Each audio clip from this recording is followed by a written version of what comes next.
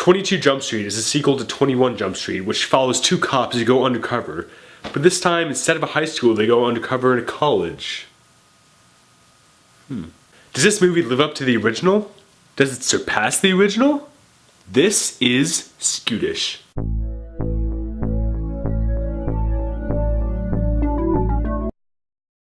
So like I said, this movie is very similar to the first one, the same similar plot. They go undercover instead of a high school, a college, and they have to find the supplier and the dealer for this new drug outbreak. And you'd think that'd be a bad thing, but one of the biggest jokes in this whole movie is that they make fun of themselves. They make fun of the fact that their sequel is exactly the same as the first, and they're making fun of the fact that most sequels do that. It would have been nice to see a whole new movie with these characters, have a whole different storyline. But I actually really liked how it was really similar. It was actually really funny how almost everything they did was exactly the same as the first one, but they had a little, twist to it. That was another thing that was different. Every time you think that's gonna go the same way as the first, they always have a little twist that makes you go like, oh, I guess something new's going on.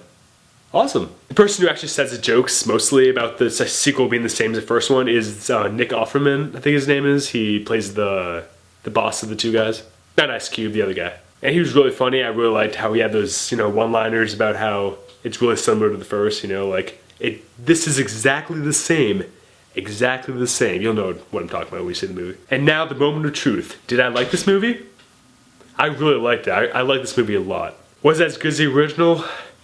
It's really hard to say because even though they're really similar in the plot, the whole jokes and comedy of it is actually really different. I know a lot of the comedy is making fun of movies and stuff, making fun of the whole concept, but there were a lot of more I don't know, it's a different kind of humor that the first one had a little more clever kind of stuff, which I really liked. So I think in all I prefer the first one a tiny bit more, but they're both so different I'm not going to compare them. Jonah Hill and Channing Tatum are both great. They both have great chemistry.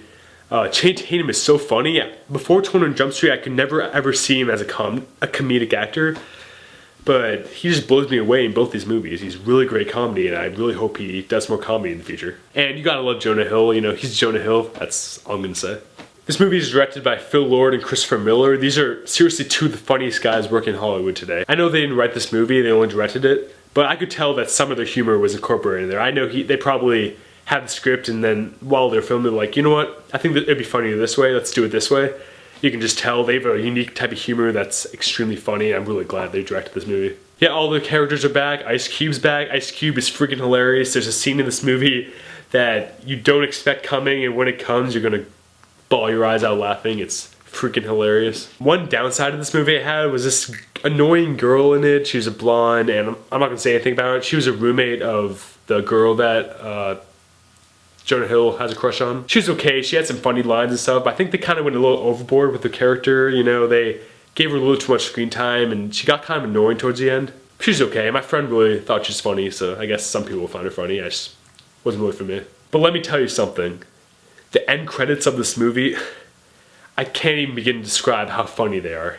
I'm not even kidding when I say this, they may be the funniest part of the whole movie, the end credits, with the credits, I can't describe how you gotta see it, it's so funny.